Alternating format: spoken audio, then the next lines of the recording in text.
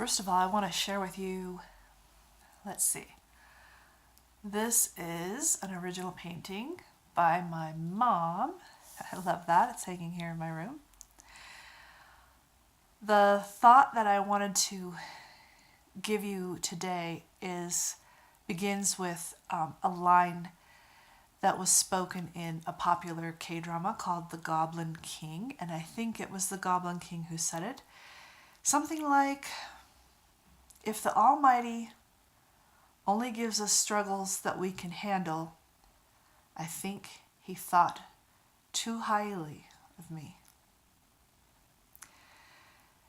And indeed, that character had been living on the earth hundreds of years.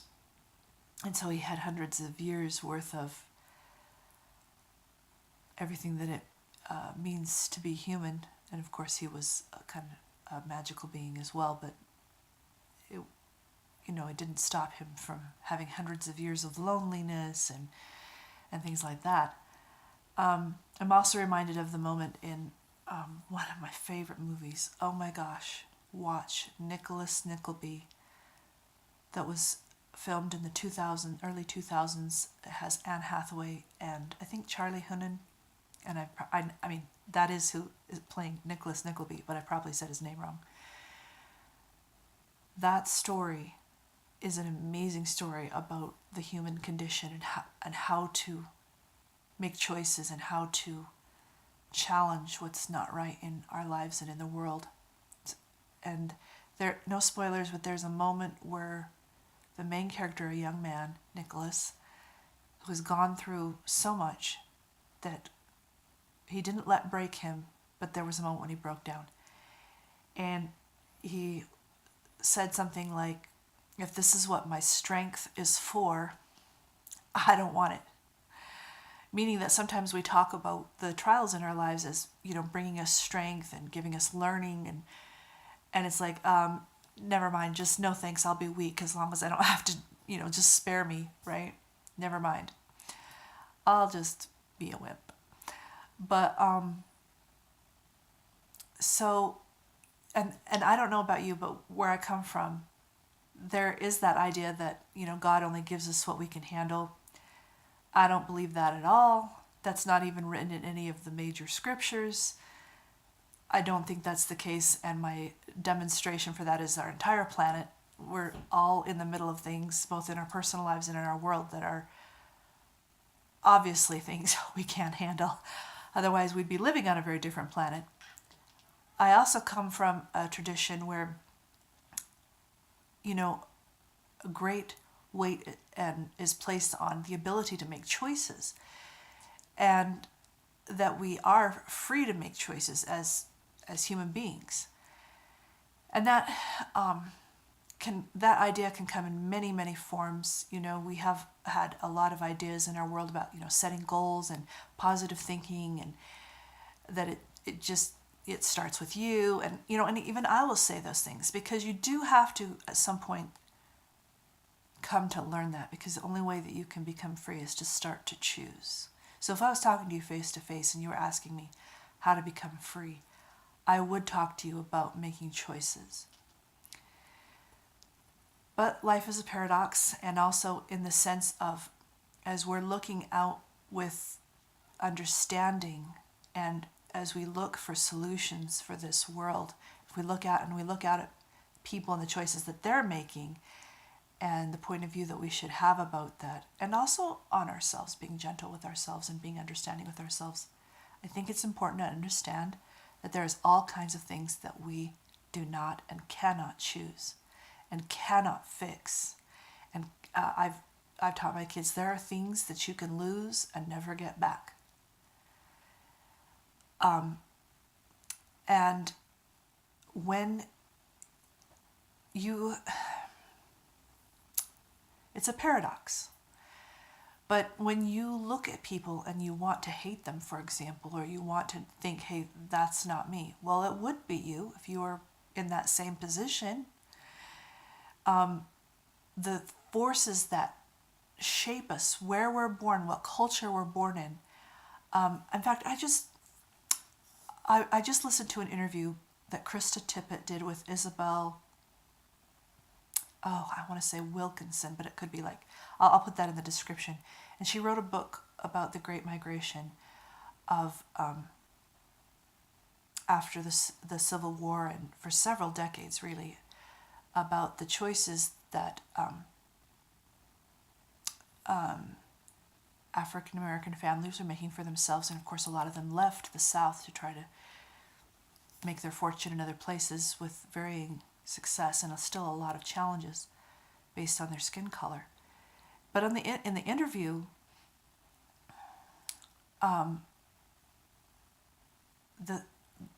Isabel expressed the thought that for, the American slavery, and of course slavery is very old, till the beginning of time, but the American flavor of slavery, which was particularly, virulent to me, that's my word, went from about 1600 to, well into the 1800s. So we're talking over 200 years, and we haven't even lived 200 years since then, and this is a lot to be put in our bones. But the point that she was making too, or she mentioned something, that think about all of those men and women who were in the fields picking cotton, and that's how their bodies were used. That's the only place their minds were allowed to be. Whatever she says, in those fields were opera singers. In those fields were engineers. In those fields were jazz singers. In those fields were teachers. But because of our paradigm at the time, we could only put them to picking cotton. And here's the thing, we still have a world like that. We still have a world like that.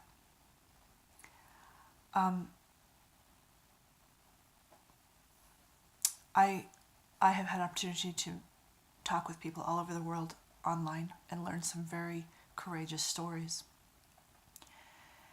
And there are, for example, I know that, for example, there's one young man that I know in Morocco who would love to have a job, but it's, he has 8 brothers, but they live in a group within Morocco that has a hard time. There's some history there, and they're not treated the same way, and there's not opportunity there, and nobody talks about this that much because it's not exciting. It's not exciting like some of the other conflicts in the world or whatever, but it's still his daily reality about what he has to navigate. And you can say, hey, get a job, which reminds me of an 80s song by Bruce Hornsby, just get a job. It's not like that. People are dealing with things.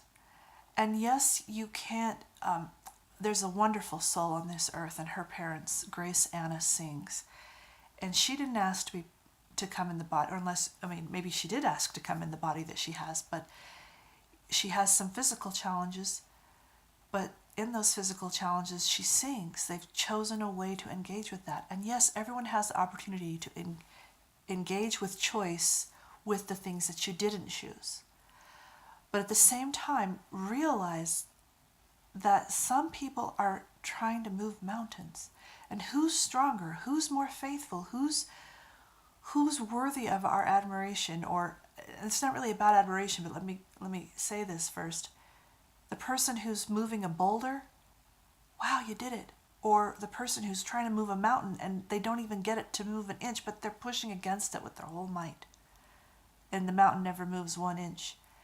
And the person over here who's moving their boulder may be congratulating themselves and saying over to the person who can't move their mountain, hey, how come you haven't moved your mountain yet? And the fact is we have to realize the mountains that are here. And a person cannot choose unless they know that they can choose. You at first have to know that you can choose. And there's all kinds of people in this world who don't know that. There's all kinds of people, even people who are doing truly wicked things that are harming other people. They're probably doing it from or my idea of what they're doing it for is because they feel threatened by the world they live in. And they're finding a power that will allow them to protect some kind of little boy or little girl inside themselves. Now, it doesn't mean we have to indulge that. It doesn't mean we have to say, oh, look, he's killing people because his little child isn't safe. I mean, obviously, we have to find that person and not help them to not be killing people. But that's what we have to realize. It's not about punishment or even admiration. It's just about realizing that you can't choose everything and everybody else can't choose everything. We have to fix, well, there's things that are unfixable in an instant.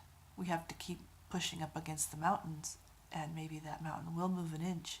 In fact, I know that it will. But to realize that if you moved the mountain an inch, you've still got farther to go. I'm kind of going all around in here. I know I'm not really even expressing what I wanted to express. But I used to, I know that people, I've had parts of my life where it was all I could do to get out of bed.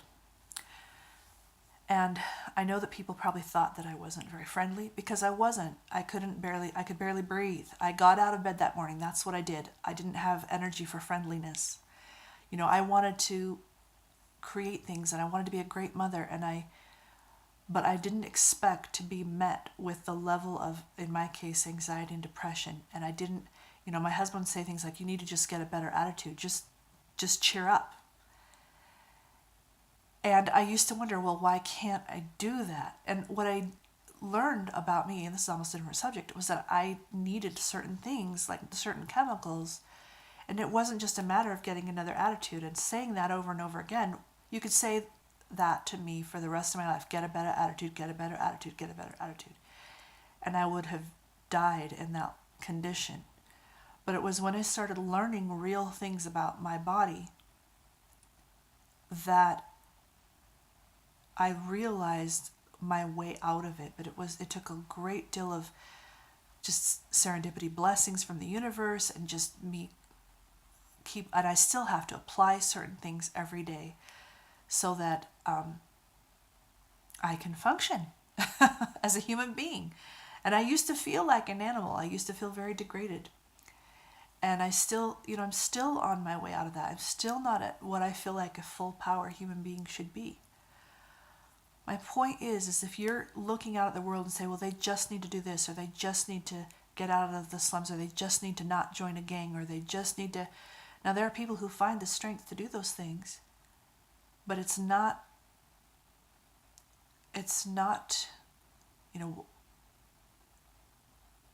there's reasons why people become who they are. And had they had some other completely different kind of life, they would be a completely different person. If they had a different body, they would be a different person. And so my only solution to this is stop worrying about other people. Don't be trying to decide if they should be this, or if they should be choosing this, or if, just do yourself. And if you meet someone, try to understand what forces are shaping their lives. And if you have an opportunity to influence your community or the world and maybe lift some of these burdens so that people aren't picking cotton in a field when they should be, the president of a university. You know what I mean? I'm using that as a metaphor at this point. Be cognizant of how many things are not choices for people, and that we're all trying to move that mountain. And if you have that view of this world, then you'll understand what kind of solutions will and will not work. And to continue to invite people to be making their choices, but they have to know that they can. They have to have models for choices. They have to, if you want a gentleman, for example, I was watching a video last night, and I'm sorry I'm going on, but where some tribes in Kenya, I guess there are women's villages. At least at the time of the video, there were villages that were women only, because they were kind of escaping the whole traditions in their culture that women needed to be completely controlled by men, and and were being hurt. Like it didn't matter. The being beaten and there's lots of reasons. I'm not just saying Kenya, but this is just a very interesting case study. But the interviewer was talking with some gentlemen, and they were saying women cannot lead themselves. They need us. They cannot lead themselves. And of course, most of us, I'm thinking, I can lead myself. It wasn't even a thing. It's like to stare that far back into an idea that, and yet I couldn't be angry with that man because he also didn't know. He doesn't know. He literally doesn't know that women can lead themselves. And it's scary for him because he doesn't know who else he is. It's not just the women that are being hurt. Although I would say that's maybe priority one, but the men that are left, I mean, where are they going to go to? It's not just about punishing them or fighting against them. It's that the women need to be lifted and the men need to be lifted. Again, not about Kenya, just about Kenya. That's a very specific thing, but it just showed what other idea was he supposed to have? He was a little boy in that culture. What he saw modeled for him, what he heard told to him, even though, the women were participating in the system because what else did they know? And it's just something that went on and on and on and on for centuries. And how do you undo that knot? You have to have a certain respect for that knot, not in a way to keep the knot tied. You have to start loosening that knot, but you have to realize this knot is tied very tightly. And you cannot underestimate this. And that knot does not get untied by just condemning people. You have to see where he's coming from and what would you say to him if you were him and wanted him to get to maybe the next level? What would you say to him? And I don't know. I mean, because I want to shake them all and say, women can lead themselves like it's not even a thing. Because in my culture, that was a while back when we figured that one out. Most of the time, we're still in the middle of it sometimes. But at least there's enough room that an individual, well, I don't know. I only know my story. I feel okay being a woman in my personal life. I've always felt okay with that. But I've had a lot of blessings about that. And I've also had to deal with some things that do have to do with my gender, as far as like feeling okay about working outside the home, which comes from my conservative religious background and things like that. So it's both. There's still things to deal with. But I have been blessed in a lot of ways that many women all over the world don't even have a glimpse of yet. So again, it's not just about men and women, it's about anybody who has anything that they're in the middle of that's too big to handle, because I can promise you it's all too big to handle. And if we have that healthy respect for how big it can be, I think that comes first before we can start coming up with solutions, so that our solutions aren't just, hey, cheer up, And there may come a point where each individual thinks, you know what, I've been down way too long and I think my next choice is to cheer up. There are some people who are ready for that. But anyway, I think you get it. I've talked all the way around it, but I think you get it. Thank you for being patient with me, and just kind of think through it on the examples that you know of, and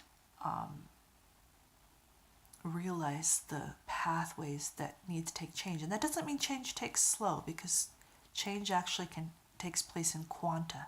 It takes place immediately, but that quanta has to be filled before it can change values. That's another subject, another video. But it's kind of like the Panama Canal. If you study the Panama Canal, the change takes place immediately from one lock to the other, but you have to wait for the lock to fill, and then the change takes place. Fill. And that's the way all change is. It's 0-1. It's yes or no. Do or do not. There is no try. But usually behind that quanta of change, there's a huge tide of everything rising to pop the lid off of something. And it's hard to know where we're at in the middle of it sometimes. Like, are we at the place where it can change, or are we at the place where we're just trying to get it to rise? And of course, nothing's so concrete and beautiful as that. It's all really messy. But don't be afraid of the mess. Don't be afraid of it being a mountain that we're pushing. Don't be afraid of it's a knot that's tied, really tight. Don't be afraid of that. Respect and don't underestimate it. And respect the forces that are shaping people's lives that may have got them picking cotton instead of being a university professor. But how can we cross that? How can we get through that to come to peace, both in our personal lives and on this planet? Okay.